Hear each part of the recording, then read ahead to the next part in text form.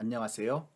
이번 시간에는 단풍 사진을 보다 효과적으로 촬영하는 방법에 대해서 살펴보도록 하겠습니다. 빨갛고 노란, 알록달록 예쁘게 물들어가는 단풍을 보다 예쁘게 촬영하기 위해서 가장 먼저 그리고 가장 중요한 사항은 바로 빛을 이해하고 사용하는 것이라 할 수 있습니다. 화면에 보여지는 사진은 오전에 촬영한 단풍 사진입니다. 건물과 큰 나무로 인해 그늘이 만들어진 상태로 사진을 찍게 되었습니다. 그런데 동일한 장소를 오후에 다시 방문하여 촬영을 하였더니 태양이 반대 방향으로 이동하여 단풍잎에 햇빛이 역광으로 투과되어 같은 단풍을 촬영하였음에도 완전 다른 느낌의 사진이 촬영된 것을 볼 수 있습니다. 이렇듯 단풍 사진을 가장 효과적으로 촬영하는 방법은 역광으로 투과된 단풍잎을 촬영하는 것이라 할 수 있습니다. 역광을 받은 단풍잎은 밝아지게 될 뿐만 아니라 색상의 채도가 높아지게 되어 주제가 되는 단풍잎을 돋보이게 하는 효과가 발생하게 됩니다. 또한 주제가 되는 단풍잎의 배경을 그늘로 설정하여 촬영하게 되면 햇빛이 투과된 밝고 채도가 높은 단풍잎과 어두운 배경이 대조가 되어 더욱 효과적인 단풍 사진 촬영이 가능하게 됩니다. 다만 이렇게 어두운 배경으로 햇빛이 단풍잎에 투과된 사진을 촬영하는 경우에는 노출 보정 기능을 사용하여 노출을 마이너스 1.0 EV 이상 어둡게 설정하여 촬영하여야 제대로 된 밝기의 단풍 사진을 촬영할 수 있습니다. 또한 역광에서의 단풍 촬영은 사진에 입체감을 부여하기 때문에 단풍이 있는 풍경 사진에서도 사용하게 되면 효과적인 단풍 사진을 촬영할 수 있게 됩니다. 이번에는 순광에서 단풍 사진을 촬영하는 방법을 살펴보도록 하겠습니다. 순광이란 촬영자의 등 뒤에서 햇빛이 비치는 상태를 말하게 됩니다. 순광은 촬영하고자 하는 피사체에 고르게 햇빛이 비춰주기 때문에 노출 보정의 필요가 없이 편하게 사진을 촬영할 수 있는 장점이 있습니다. 하지만 피사체의 모든 부분에 빛이 닿기 때문에 사진이 단조롭고 평면적이 되는 단점이 있으며 특히 단풍 사진의 경우에는 단풍의 채도가 떨어지게 되기 때문에 단풍 사진 촬영 시 주의를 기울여야 됩니다. 따라서 순광 상황에서 단풍 사진을 효과적으로 촬영하는 방법은 바로 색상의 대비를 사용하는 방법입니다. 동일한 장면을 비교한 두 장의 사진을 비교해 보면 광각으로 넓게 촬영된 두 번째의 사진의 단풍이 좀 더 좋게 느껴지는 이유는 사진 속 파란 하늘이 더 많이 포함되게 되어 색상의 대비로 인해 단풍의 색감이 더 진하게 느껴지기 때문입니다. 따라서 순광으로 사진을 촬영할 때에는 최대한 파란 하늘과 단풍의 색상의 대비가 이루어지도록 구도를 잡아 촬영한다면 보다 효과적인 단풍 사진을 촬영할 수 있게 됩니다. 은행나무와 같이 노란색으로 물드는 단풍의 경우 이른 아침 혹은 늦은 오후의 노을빛은 단풍의 노란 색감을 살려주는 역할을 하기 때문에 순광에서의 촬영도 좋은 선택이 될 수 있습니다. 일출 또는 일몰 전후 1시간 반 정도의 골든 아워의 촬영을 하면 효과적인 단풍 사진을 촬영할 수 있게 됩니다. 흐린 날 단풍 사진을 촬영하는 경우 원색에 가까운 단풍의 색감이 떨어지게 되고 빛의 확산이 되기 때문에 입체감이 떨어지는 사진이 촬영되게 됩니다. 따라서 흐린 날에 단풍 사진을 촬영하는 경우 화면 전체를 아우르는 세부 묘사를 필요로 하는 장면을 위주로 촬영하게 된다면 효과적인 단풍 사진을 촬영할 수도 있습니다. 또는 후보정을 할 때에 단풍의 채도를 높여서 보정하여 주거나 흐린 날에 부드러운 느낌을 살려 보정하는 것도 좋은 방법이 될 수 있습니다. 단풍 사진을 촬영할 때 또 한 가지 고려할 사항은 스팟라이트의 사용입니다.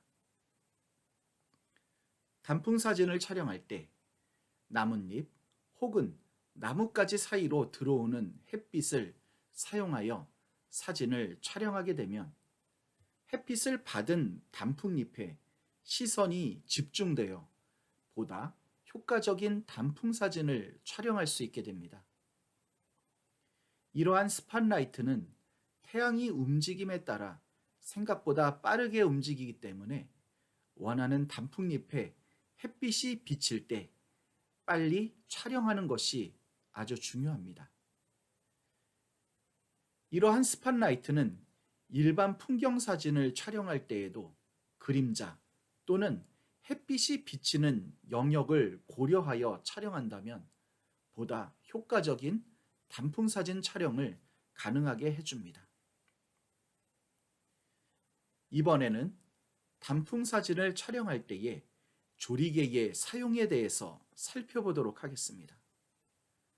조리개를 열어 단풍 사진을 촬영하게 되면 초점을 맞춘 단풍은 선명하게 되고 배경은 흐려진 아웃포커스 사진이 촬영되고 반대로 조리개를 조여 사진을 촬영하면 초점을 맞춘 단풍과 배경이 모두 선명한 펜포커스 사진이 촬영되는 것은 이미 아실 것이라 생각됩니다.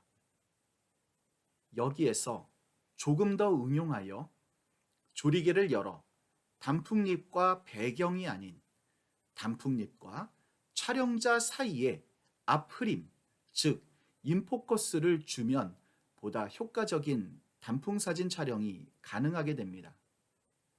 초점이 맞은 단풍잎 앞쪽에 인포커스를 주어 촬영하게 되면 2차원적인 사진 속에 공간감이 발생하게 되어 사진이 더욱 풍성하게 되는 효과를 얻을 수 있게 됩니다.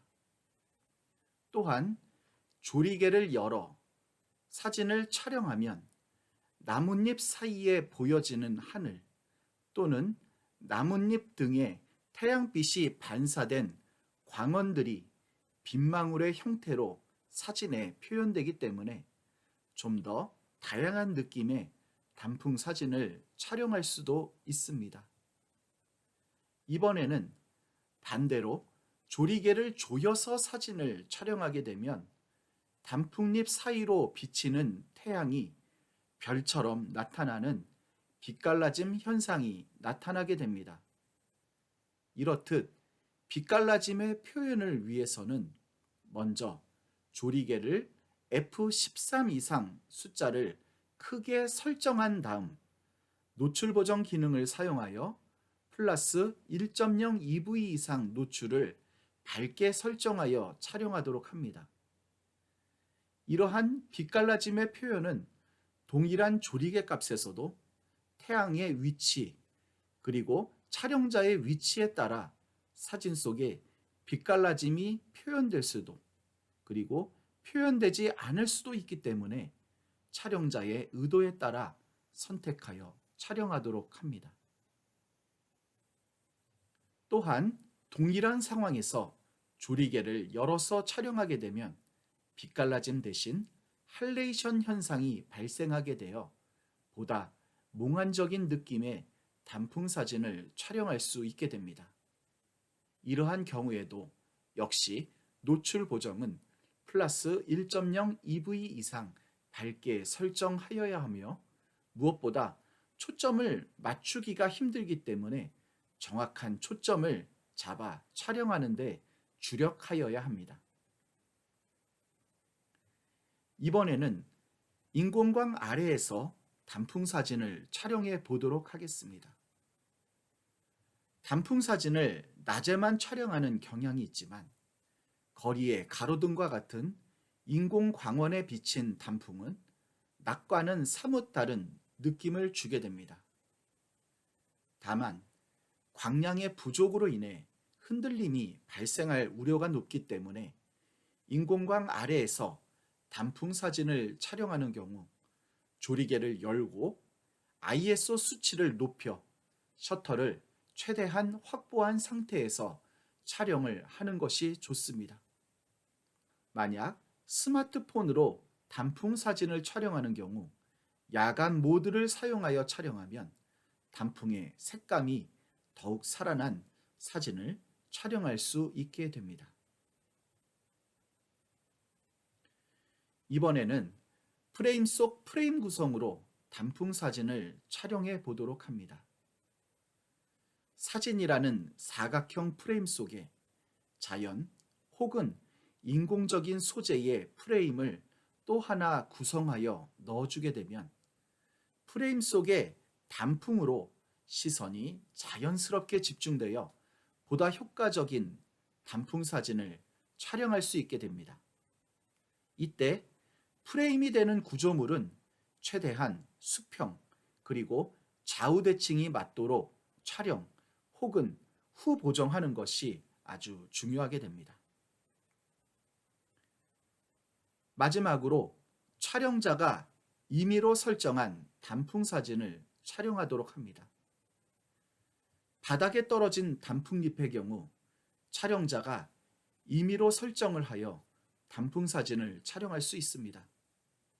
이러한 경우 일반적으로 햇빛이 단풍잎에 투과되도록 역광으로 단풍잎을 세워서 촬영하는 것이 좋은 효과를 얻게 될 수 있습니다. 또는 단풍 절정기가 지난 경우라도 예쁜 단풍잎 한 장만 있다면 괜찮은 단풍 사진이 촬영될 수 있습니다. 또한 날씨가 좋지 않다 할지라도 단풍을 배경으로 한 반영 사진을 촬영해 볼 수도 있습니다. 밤에 손전등을 사용하여 촬영한 단풍 사진을 다중노출 기능을 사용하여 빛망울을 합성하여 주면 색다른 느낌의 단풍 사진을 만들어 낼 수도 있게 됩니다. 이상으로 단풍 사진을 촬영하는 방법에 대해서 살펴보았습니다. 감사합니다. 다음 동영상에서 다시 뵙도록 하겠습니다.